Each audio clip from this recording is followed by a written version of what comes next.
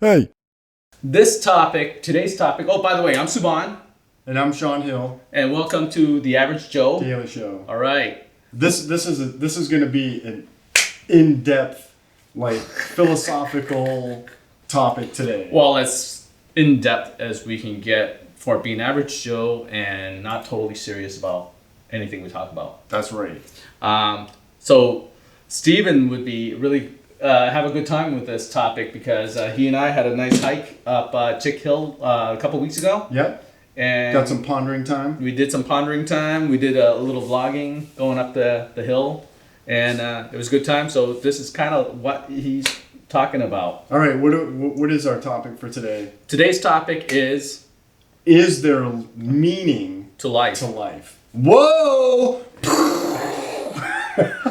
Is there meaning to life, or are we just here to just populate the Whoa. planet and then we just disappear? So yeah, there's a lot of theories on what the meaning to life is or what it could be. I can tell you that there was something called Platoism, and they taught that the meaning of life was to attain the highest level of knowledge. So that was the goal, the meaning of life. So is that something you prescribe to, or is that something you agree with? No, I'll come right out and say it, that I believe that the meaning of life is the meaning that each individual gives it. Right. Straight up. That's true. So Steve Wong says we're Joe and Joe, not Subhan and Sean. And he also says the meaning of life is 42. Ah, I love it. Yes, throw those numbers out. So so I think I sort of prescribe to that theory. I mean, I think the more knowledge you gain, The Platoism, well, see, there's difference between knowledge and wisdom, right? there's a big difference between knowledge and experience and wisdom. Right. I think those are three different things. Yeah, Steve thinks it's whatever a person wants it to be. Yes, I think it's the meaning that each individual gives life. That is the meaning. That is my opinion. Right. That's all it is opinion. Right. Oh, man. It definitely is individual. I agree to that. For sure. But I think I can mix the two together. Hi, Mara. Thanks for joining us. We're talking tonight about is there meaning to life? Or what is the meaning to life? And what is the meaning to life? Is there any meaning to life? And do you have any input in that? Yeah, Share your thoughts. I want to know what people think the meaning of life is in their world. So I think I can combine the two. All right, that it should be gaining knowledge, but also whatever you want it to be. Meaning you are, you start where you are, and you're gonna go. I believe in kind of the army thing. Be all that you can be. Yeah. So be the best, be the greatest that you can be individually without comparing yourself to others. Okay. So whether it's gaining more knowledge, gaining more skills, whatever it is, Yeah. it's being better in that way. I like to delve down even further because those things to me are like ideals. Mm-hmm. They're like ideals that we create that because we exist. Mm-hmm. But does anybody know why they exist? As human beings, I think everyone now and again, when they get a couple of minutes alone and there's no stimulus from a phone call, from a text, from an email, and they're just sitting there, a thought might pop through their head like, why do I exist? Justin Thomas, Like thanks for joining us, buddy. Why do we exist? What is the meaning of life? Doesn't that pass through everybody's head? Like, I think so. you're sitting there and you're like, how is it that I am?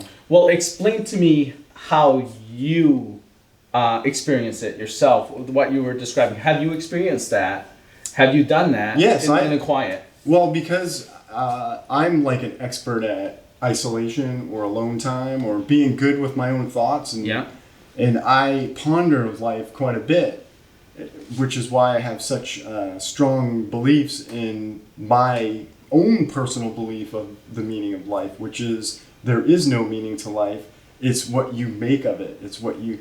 Well, and I think in fact that is the meaning to life. It's just your version of what the meaning to life is to you, because it's what you make of it. I think it is kind of like the meaning to your life, because I think if you don't have, I'm religious, so if there isn't a real strong feeling of a meaning to life, I think it directs people in strange places, and also can create harm to themselves or other people. It does. I'm glad you brought that up because, in my view, I'm not a very religious person. I would kind of consider myself somewhat secular.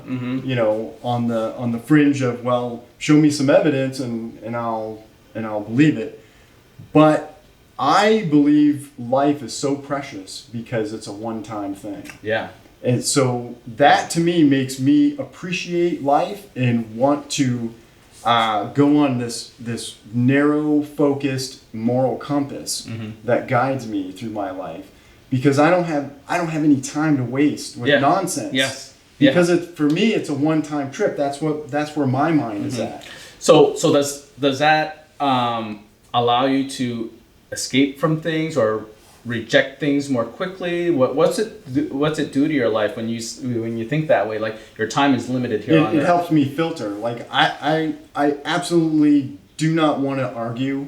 I don't want to deal with nonsense like alcohol, drugs, being like, or acting a fool. Acting a fool. So I'm totally opposite, because I am a total fool. Well, I'm talking about, I wanted to use other words, but acting like a jerk or an idiot or being stupid, right? Ignorant to other people. Hi, Leona. Thanks for joining us. And John. To me, there's absolutely no time to waste on things like racism and bigotry, just abusiveness.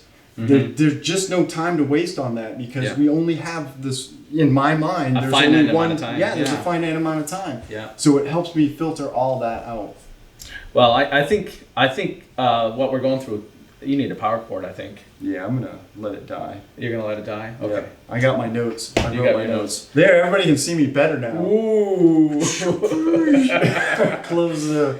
I only have mine up because I like to see who's joining us, so I can I was going to too, but I think most people are on your personal Facebook live stream and not on the Average Joe. Right, that's true. Stream. That's true. I didn't realize you were doing that. But we are live streaming it through 2 different locations. Yes, we are. So and it'll be on YouTube in 4K after this. So yes, you can see all the little stubbles in my chin. And you can see this in 4K. The meaning of life. All right, so I think I think that you've raised a really good point. With all that's coming down today, I mean, everything we're dealing with, whether it's the depression through COVID-19 or the discourses about the riots and the protests that are going on both sides, I think it's even more important now to think inwardly. Yes, absolutely. Yeah, I think I would agree. I think it's more important now to focus on you yourself. The world is out of control. How do we manage ourselves when the world is out of control? The only thing that we can have some control is our own selves and our actions and our thoughts. And what we do with our actions and our thoughts are even more great at this time. I didn't realize we were going to head down this road. This is why this topic came up. Yeah. And I'm glad you stated that, because if everyone, and this is, part of the teaching in martial arts is self-control. Yeah. If everyone took responsibility for their own actions and controlled themselves. Yeah. Like, I don't have time to mess with stupidity like that. Mm-hmm. And I like to think that I'm courteous to everyone and I treat everyone as equal. Mm-hmm. And I view them that way. Yeah. Well, if everyone did, it would be a different world. I think that's why you and I connected, because I have color blindness. I don't look at people as whatever, wherever they're from. I look at who the person is and my interactions with them. Yeah, a jerk is a jerk. Right. And a good person is a good person. Right. I don't care what package you're in. Right. So thanks, Danny, for joining us. Danny Powers, his son served a mission in Bangkok, Thailand. So Nice. So he has some connections there with where I was have some families. And Elizabeth, thanks for joining us. So we were talking about, is there a meaning to life, and what is the meaning to life? If you want to chime in and kind of give your 2 cents, we'd love to share what you have to say. Yeah, I know this is a deep topic. Yeah. You may not want to be thinking at this time of the evening. I think it's really important and timely, though. It is important timely. And because people are out of control. People are really mad and angry at each other on social media. I mean, how do we diffuse that? And I think the only way we can diffuse that is for everyone to look inwardly. A friend of mine made a post a few days ago about doing that type of thing. She's super awesome and chill person, and she's very ordinary and normal. I mean, she has a mess in her house. She likes, she's trying to get herself to clean up as well, and all that good stuff. Deals with the same everyday problems everyone deals with. She's nothing special. Yep. She is special to me because I think she's a good friend. But she basically, this is her topic. She said, hey, we need to really focus inwardly about ourselves, what we listen to, what we take in. I think we can contaminate our minds with things. It's easy, right, to do that. I think if you have constant stimuli from the outside, you don't get time to reflect. At least this is how it affects me. I agree with you. So I have to have time to myself to reflect on my own thoughts. You have to think about right and wrong in order to be able to decide which is which. So I always am pondering my own thoughts, my own actions, and you need time to do that. Oh yeah, If you're constantly bombarded by things, you're just going with whatever action. What you're going like in autopilot. Yes. If you don't, and when you go in autopilot, you might not be in control of yourself if it's an autopilot thing that you're going through life. My wife just joined, and Matthew Parks just joined too, our photography buddy. Matthew Parks. Oh, remember Matthew, him? I haven't seen you in so long. Remember our battle on the bridge? Yes, in the middle of the morning, early morning. Moonrise That was awesome. In Belfast. That's what happens when 2 guys are like, hey, you did martial arts too? You did? All right, let's just battle it out. It was a great Just time. random. That was so fun. That was a good time. So yeah, I think when you get to quiet your minds and the stimuli we're getting today is It's nonstop. well, you have your Nonstop. phones. Yeah. I do this to myself as well, and Yeah. I have to put my phone away. Yeah. Because I find myself picking that stupid thing up all Yeah. the time, Yeah. checking my analytics on YouTube, Yeah. looking at videos and stuff, and I'm When like, we're in the car, we're listening to the radio. We're everywhere we go. We have our phones, Yep. and we're sitting at home, chilling at work. We have our computer. We have multiple screens up. It's just crazy. and even in the car, like try to drive in your car without playing music. I do that a lot. And be good with your own thoughts. Don't drown them out, because this is a good practice. Like for me, when I get in the car, I will drive and I'm sitting there with my own thoughts and I'm thinking about things that I've done in the past, things that I'm going to do, what I am in the present, my present status, and it gives you that time to reflect. At least it does for me. So Yeah. Jen says hi. Hi, honey. I gave her a heart. So this is really interesting. All these things you talk about are the same sort of things that we learn from going to church. So you're kind of like home churching yourself, in a way, but without calling it that. You're putting yourself in the state of mind that people work hard to do, that require more discipline from an outside force, like a group of people or a bishop or a priest or minister or something like that. yeah. But it's the same concept, same teachings that. I think I have a unique upbringing, so it gave me time to reflect a lot and to think about who I am and what I am. So I'm just kind of unique in that way. Now, how do you think that came about? Is that because you had a lot of alone time? Yeah, because I come from a home where the parents divorced. It's not an uncommon thing. A lot of kids go through that. But I also went through a time where I was introduced to a lot of people that were at the very bottom of the pool as far as like their ethics and, you know, what they did, you know, abusive people, alcoholics, drug addicts. You know, I was dragged to jailhouses to visit people in bars, you know, as a kid. And that made me back away and want to be like, what do they call it? Like a hermit. Yep. You know, and that gave me a lot of time to think, because you want to get out of society a little bit and get away from that. And that kind of set me up to be able to be alone. Yeah, see, I grew up in a house full of people all the time. Craziness. Lots of loud, lots of laughter. But it wasn't always happy laughter. You know, it was, we grew up really poor. I'm still poor. You know, but he can attest to it. I'm still poor. Yeah. But I grew up not having a whole lot and wanting more. But I was always surrounded by people. And I always felt good about serving people. In my my household growing up, the culture I grew up in, you want to serve those around you, like hand and foot, like servant, like. It's crazy. Till this day, I mean, I still like wait on people. I still wait on people. I wait on my wife and my daughter. Yeah, always. And it's the same way I do with my same thing that probably is a detriment to my business sometimes, is because I always want to please. I'm always going above and beyond, do what I can to please my clients. Yeah. But I know that because of that, I usually don't have that much quiet time. So when I have quiet time, sometimes makes me uneasy because. But do you find yourself trying to fill that quiet time? I do. I fill that quiet time a whole lot, and it's easy to do. Yeah. It's so easy to do. But when I do find that quiet time, the only time I really find that is when I'm out with my buddies. I get to go. I mean, it's not quiet time for you, but it's quiet time for me when we go like out to do photo adventures or photo walks. We do hikes and stuff like that, or biking.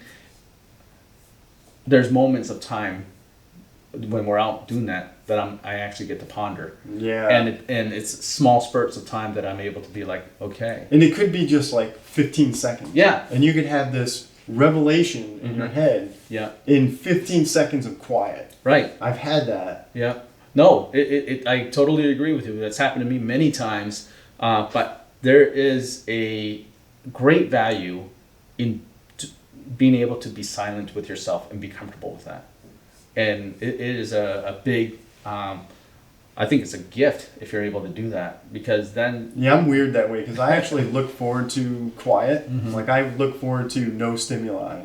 And so is this something that someone can learn?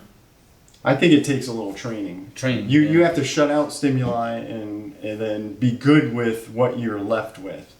So there's things called isolation chambers, or where you float in water. Oh yeah. What are those things called? Those pods. Those yeah. Oh my goodness, our friends know what this is. Yeah, they're pretty famous. A float tank or something. Yeah. Where you're in there with like Epsom salt water, and you basically are floating in the water. Yeah. And the temperature is kept to the temperature of your body, so there's not a lot of stimuli as far as temperature goes. Yeah. There's no sound. There's no light, and you are all by yourself with your own thoughts. I have not done this, but we're thinking of doing it. Yeah.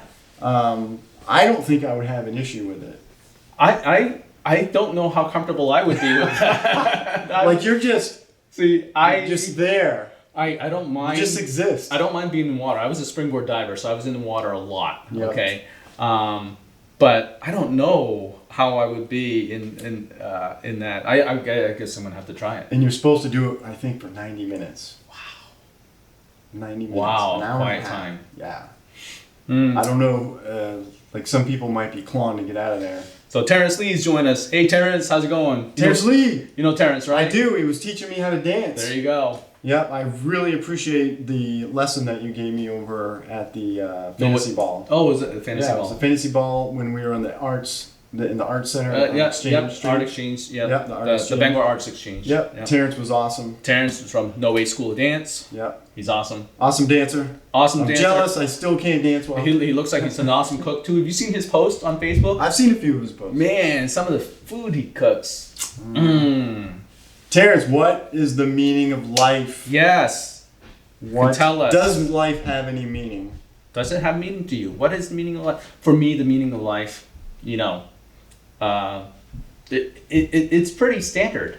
To have a family, to pass on to the next generation the values and things that I had from my past that I find of great value, and to perpetuate that for future generations. And that's to teach my daughter. She's really important to me. The importance of work, the value of work, and also to let her know that she was just not plopped here in Maine as this, half Asian, half white girl. She has a history. I know. So that's why I shot my documentary. In 2016, I started it. Yeah, to show her lineage and Right. where you came from. So to her heritage, her culture that is part of her, and so that to me is important to pass that on.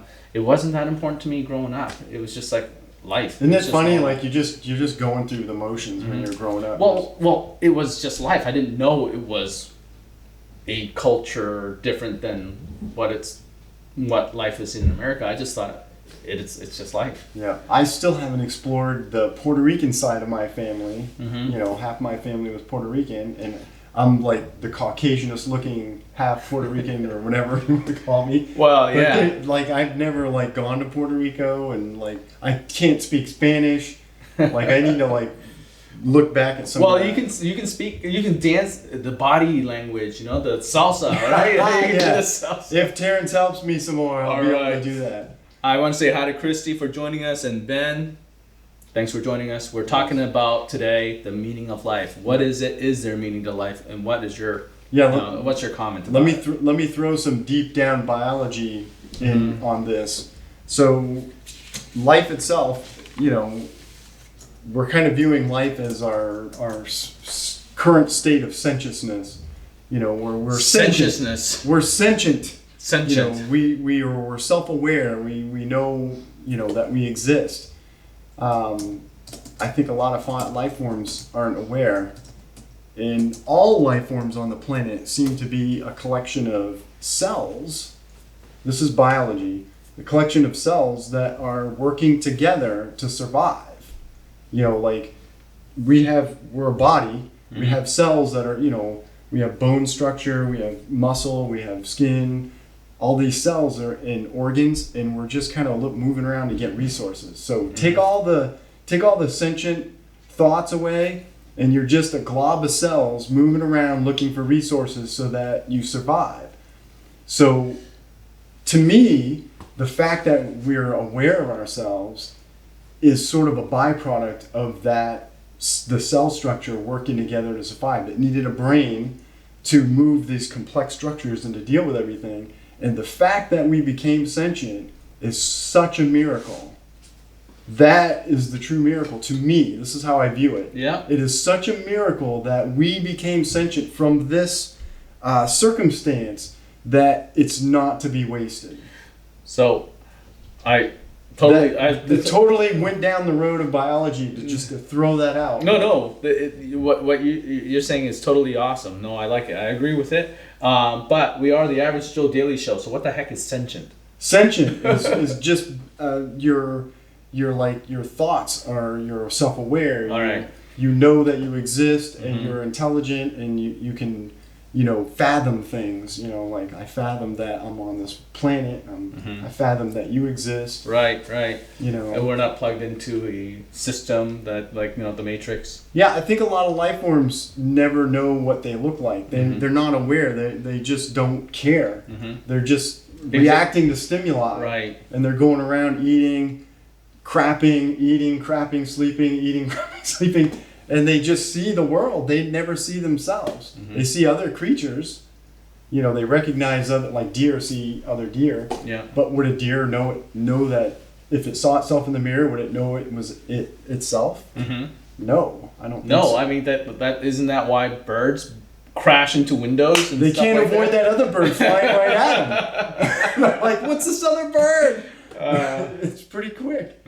So it's just a weird thought to just throw out there. I don't think it's that weird, to tell you the truth.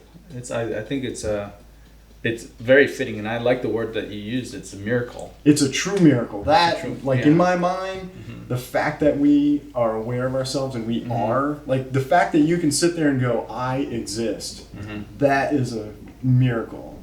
See, I don't see religion and science separate.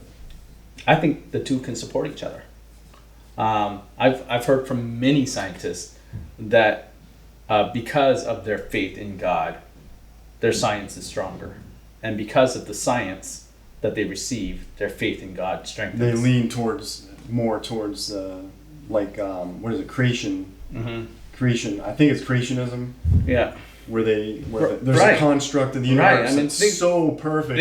Things they talk about, like, isn't it incredible that a giraffe is created and it doesn't pass out because of its long neck, because of blood might rush down to its head when it bends down do to have eat stuff. they have a You know what I'm long talking neck. about? Have you seen a giraffe in real life? Can you imagine the length of the carotid arteries going up that little brain up there? Yeah. That's crazy. But there's so many little particular things within nature that you're like, how the heck, But for me, it's like we exist in a snapshot of time, and there could have been millions and billions of years where all these cells organize in these different forms. Right, that's true. And we're just here and we're like, whoa, look at all this crazy Well, no, stuff. That is true. Hey, Dan's joining us, Dan O'Connell. Dan O'Connell, what's the meaning of life? Yes. Welcome to the show. He would tell you football. Football. Gotta throw the pigskin.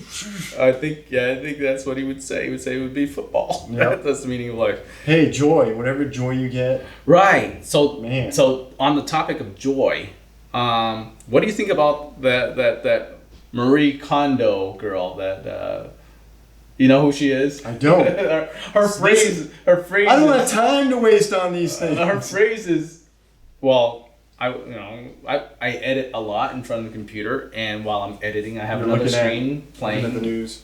playing video. It could be the news, but most of the time it's a TV show I like, or something like that.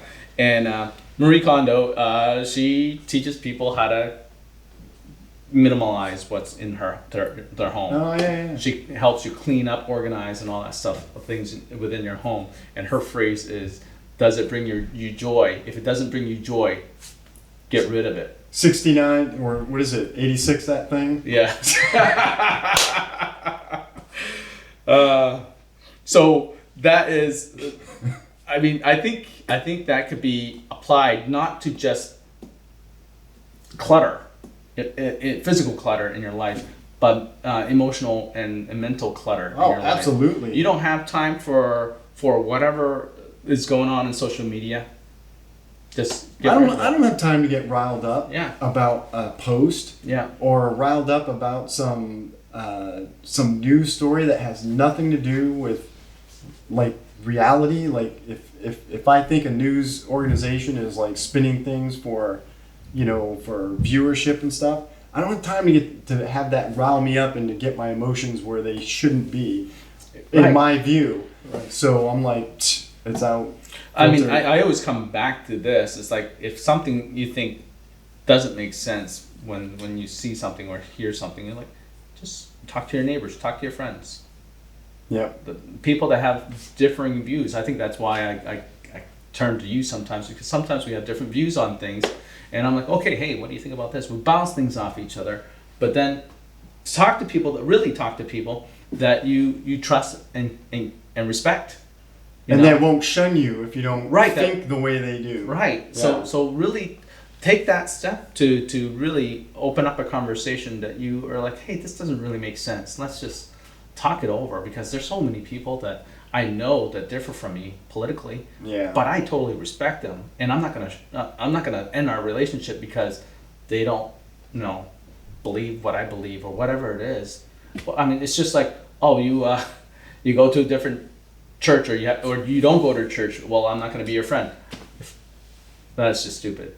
That's just stupid stuff, or anything like that. It's like, oh, well, you like the Red Sox. Well, I think they suck, so we can't be friends. Well, you know what? I'm glad you said that too. I've said this phrase like 3 times already. I'm glad you brought that up. Okay. So, like the difference that you said in the Red Sox. Oh, I like the Red Sox and you don't. Mm-hmm.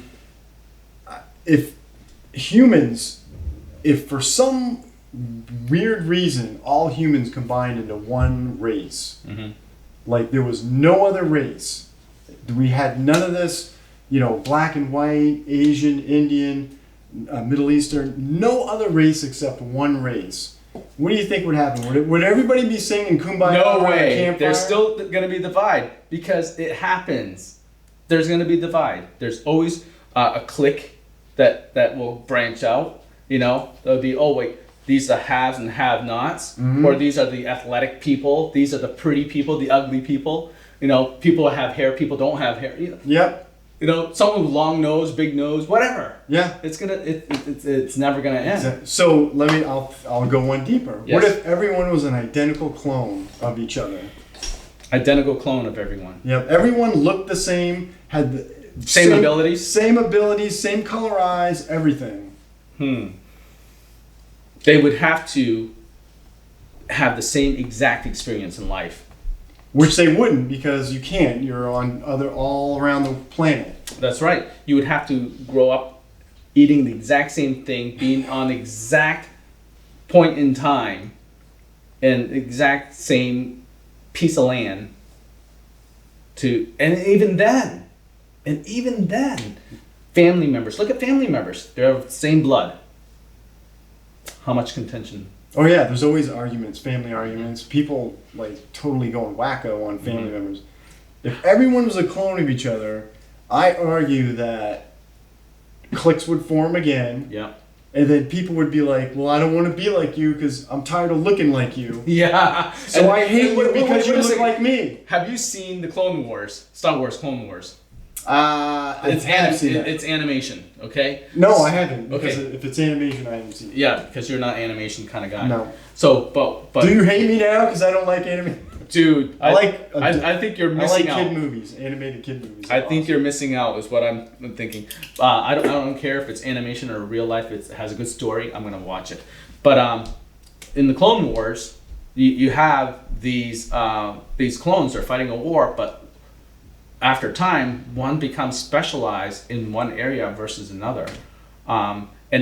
Even if they weren't, they start to distinguish themselves from others. Yep. By either having a scar on their face, or having a different haircut, or having an earring.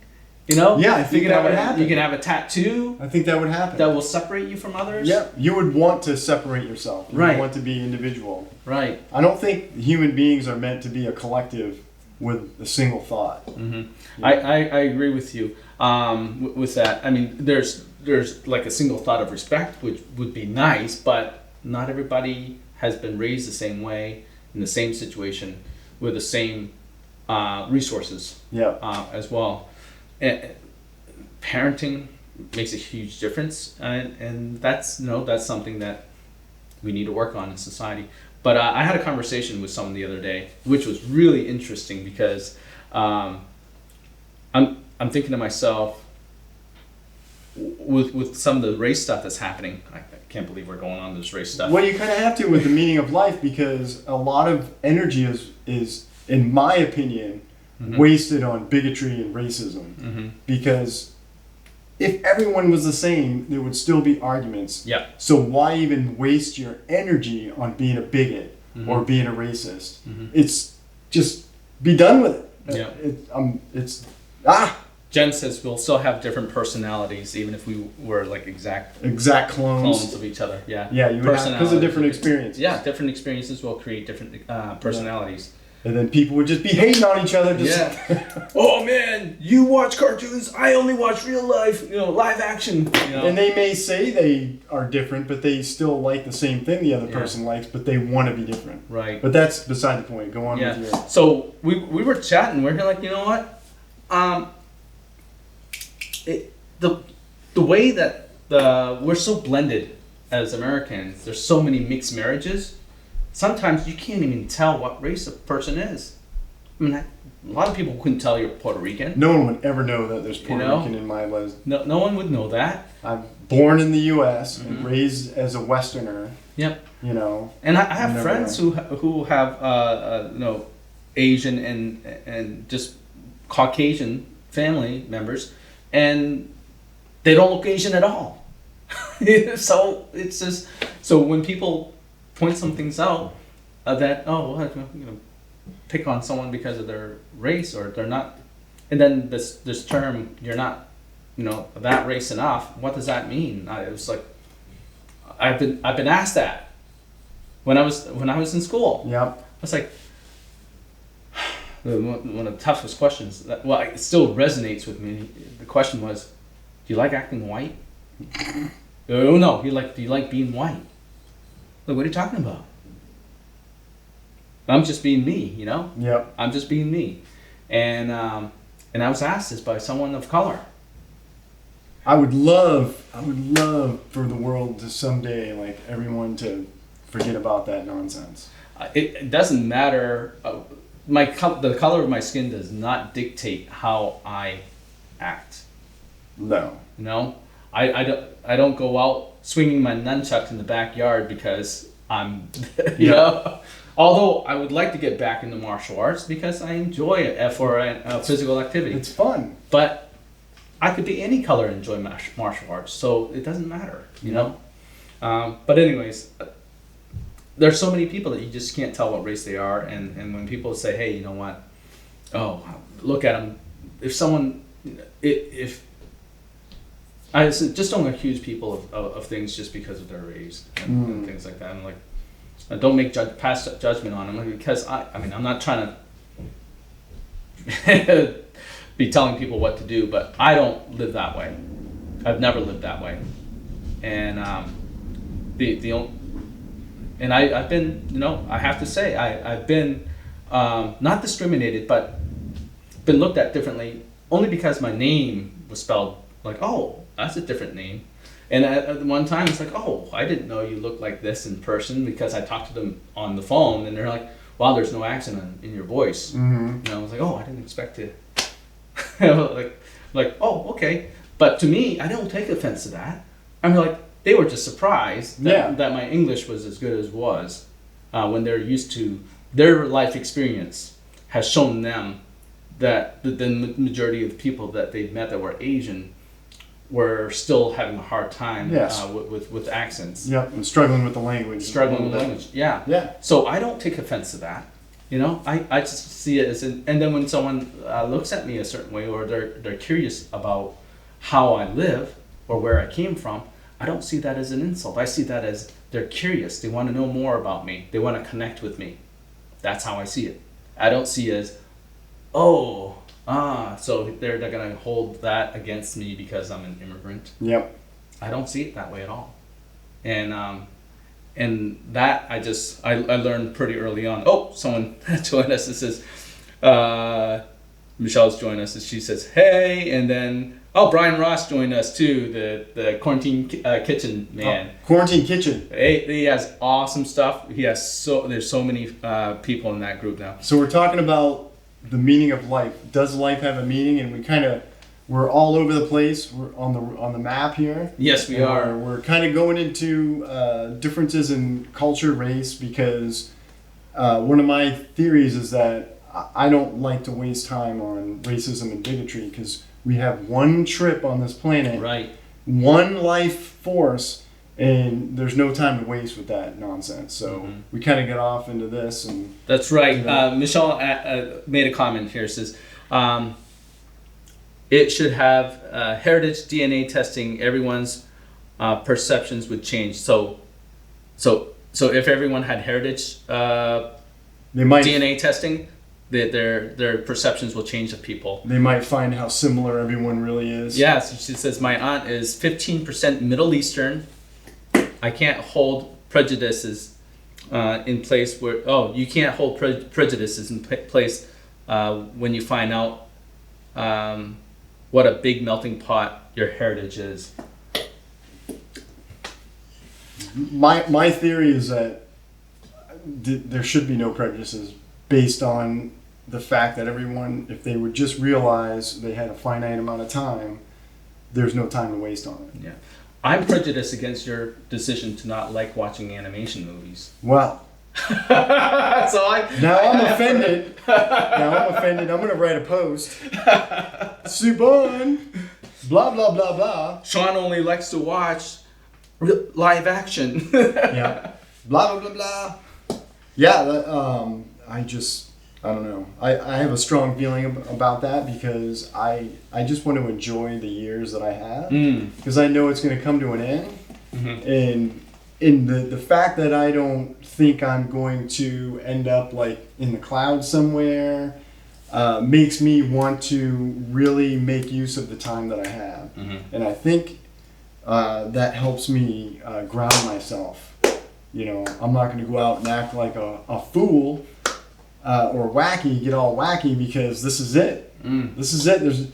I'm not going to go sacrifice myself because, you know, I think I'm going to end up in a better place. This is the place to me. Like, make use of it, enjoy it, be the best that you can be. I believe that I'm going to be in another place. Like, life continues as a life form. Yep. Of a different source, of a different dimension in a way. But that being said, I still want to be the best I can be. Make this like it's our one-shot deal in mortality. Yeah, like what do you get to lose? Right. You know, if you don't believe in an afterlife of some sort and you're the best that you can be, then you are a good person. Mm-hmm. And you might end up in that afterlife because you were a good person to other people. Right. If you do believe, then you got the double bonus. Right. You get the double bonus. Right. Yeah, you do. So, you know, it's like a win-win. It really is. It's a win-win. I think it makes life more pleasant. You find more joy in things. You recognize things. You know the attitude of gratitude. You know, you're grateful for things. You receive more when you're grateful for things. Just think of what we could accomplish if everybody worked together instead of like fighting all the time. Oh my goodness, the amount of the creativity of some of the criminals. My wife always talked about this. The creativity of these criminals that are doing fraud and stuff like that. Man, if they put that energy into like coming up with an invention that would really help mankind. Yep. We need to figure out like life extension because, you know, for me that's important. Extend that life. Okay, all right. We could be on another planet by now. We're going to talk about another topic now that you brought that up. But then, when you're delving into the meaning of life, I mean, it could be to some people to explore the universe and to grow in your mind. I think Buddhist is to get to that state of nirvana where you are enlightened. You are enlightened. You are nothing affects you. Right. You know, you just are. So I'm glad. I'm kind of curious. I need to read this first. Brian Ross made a comment here. When your time becomes uncertain, your entire value system changes. Priorities shift. Goals change. Yes, I think that's probably true for everyone. I mean, I've seen this many times with people being diagnosed with cancer. Yep. And other diseases, end of life stuff. Or even as you just get older. Yeah. You just get older, you realize your years are limited. Yep. You start to be like, what's really important? Well, yeah, you kind of throw the rocks out of your backpack that you've been lugging around. Yeah. You're like, that's not really enhancing my journey, my hike. So I'm going to toss that rock that's in my backpack. What's the use holding on to that negative energy and those negative thoughts? Right. And when you're young, you feel immortal. Yeah. Time passes slowly. Yes, it does. You know, I remember when a day would seem like a year. Yep. Like the day was like forever. And now it's like a day is like a blink. It's 5 minutes to me now. It's a blink of an eye. Weeks go by, months go by, years go by. So you mentioned about immortality or extension of life. Life extension, baby. Extension. So how long is enough? if I were to look at some of the religious texts where some of the old people lived thousands of years, I would love a couple thousand years, and maybe in a couple thousand years I could research that and make it last even longer. Like, give me a couple thousand years and I'll figure out how to last longer. So there are some movies where people have survived or lived like almost immortal lives and stuff like that. I don't know how long for me would be enough. If I'm healthy and energetic and ready to go, still I don't know. That could be, but then then you have people that there could be technology that does that already for us, but we're being held back by people that don't want an overpopulation of the earth. And that could be the case. And be out of sources. But this is conspiracy thinking here, okay? Because we're kind of like that. It's also common sense. Like if everyone on the planet, 8 billion of us, were to take a pill, and now we live 1,000 years, how long till the Earth is overpopulated? Like literally, and then there's no resources.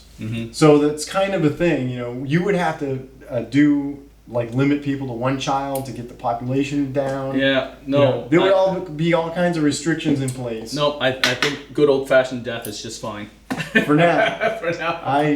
I'm hoping that before the end of my life that there's some extension going on. Remember the show that I was telling you about, I think it was an Amazon original, Upload. Yep. Where our physical body's gone, but our everything of us, our memories, which I still argue is non-existence. Yeah, it's a copy of your memories without emotion, without sentientness, and it'll just be like a program running. Yeah, so that's an interesting idea, because then you would have virtually unlimited space. Could be. Well, I think a lot of people have an incorrect perception of uploading their mind into something that's going to live forever, like a system. I think they might think that they would be in existence, but I don't think that's the case. I believe that you can upload a copy of your construct, your thoughts and stuff, but it is not going to be you. You're going to die. Yeah. And whatever that program is that has that memory is just going to be a nothing program with no emotion, no anything. It's just information about your life. It's just information. That whole upload your mind thing. I agree with you. I think your soul is gone. Yeah, I think it's it. Yeah, when that happens, your soul is no longer there. It's somewhere else. So I believe your soul continues, but it definitely does not follow that program. When they're uploaded. Yeah, and there's a technology in the Star Trek universe, the fictional, where they have a transporter that deconstructs you and then reconstructs you over here. I think once they deconstruct you, you're dead, and whatever is reconstructed on the other side is no longer you. You remember the movie The Fly? Yes, I do remember the movie The Fly. Yeah. One fly in there with him. That was kind of scary. Mess you up big time. So Monica's on here. She just got done with some major surgery. Hope things are fine with you. Rest up. Hope you're feeling better. I know you were feeling nauseous. I saw your post the other day. Might have been today, but I think it's great. What I do and how I connect with other people enriches my life. That's how I feel like my life has greater value and importance. Has greater meaning when I have key people in my life that I stay in touch with and am part of their lives. Yep. To me, that is my meaning.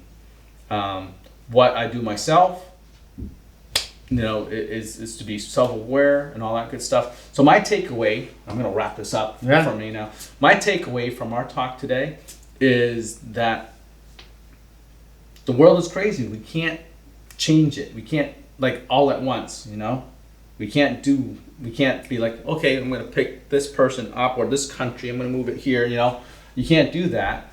But you can change your mindset.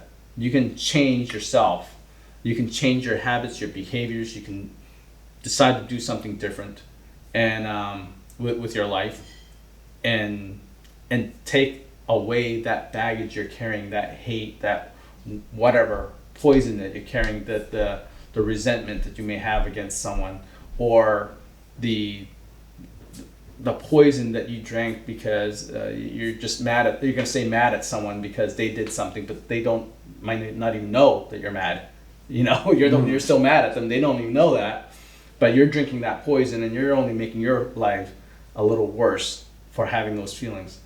So my takeaway is the only thing that I can make better and enrich my life is me.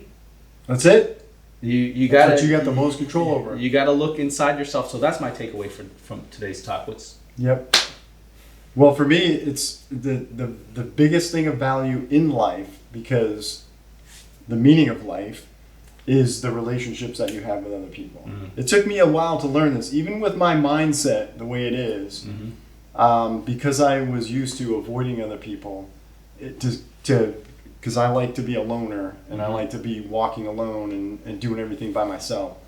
That the only thing of value in this world, while you are in existence, whether you're spiritual, whether you're not spiritual, is the relationships with other people. That's it. There's not a physical thing on this planet that is worth anything when you're on your deathbed. Nothing. It's just the relationships, the feelings, the memories that you have of the relationships. Right. And that, to me, that in my opinion is the most important thing in life, and brings meaning to your life. I think when you say that, what flashes in my head is all the positive stuff that people post that they are doing with their friends on Facebook. That is what we should be using social media for. Not hate speech, not politics, not anything like that. We should be posting more experiences, capturing that moment of the good times that we're having with our best friend or our family. I think it's all you got. Yeah, I think that's it. I think to encourage people, let's fill Facebook. Let's do that. Let's fill Facebook. Throw some positive stuff out. Some positive stuff. Positive videos, photos of you enjoying life with your family and your friends. And if you can, let us know what you think the meaning of life is. Right, please do. I want to know. I want to know. Before we go, Brian Ross says, watch the movie Begin There with Peter Sellers. Begin There, Peter Sellers. Peter Sellers. Okay. So I will look that up and check it out. But yeah, let's do that. I'd say let's get some more positive stuff. Some good vibes out in the universe. We need it now more than any time in our lives right now. I think let's post some good, happy, cheery things on Facebook. Our relationships. What are we grateful for? There's a friend of mine, Marion Syverson. She's awesome. She does financial services out of Hamden, and every day she posts 3 things that she's grateful for, that she's happy about every day. Can you guys do something like that? I don't think I can even post that often. She's amazing. She does it almost. I still get caught up in my own thoughts and But let's put more positive stuff. I love the stuff you put up about hiking and the beautiful scenery that you go to and things like that, or even the squirrels in your yard. That's fun stuff. I don't post anything negative. Yeah. There's nothing I would want to post. Yeah, so I want to challenge everyone to go ahead and do that and post something positive, find something to uplift others. Let's fill Facebook and social media of any platform with good stuff. And that's all I'm going to add. That's all. That's it. Okay. So until next time, join us here at Average Joe Daily Show. I'm Sean Hill. And I'm Subhan Tantai. See you next time. Peace.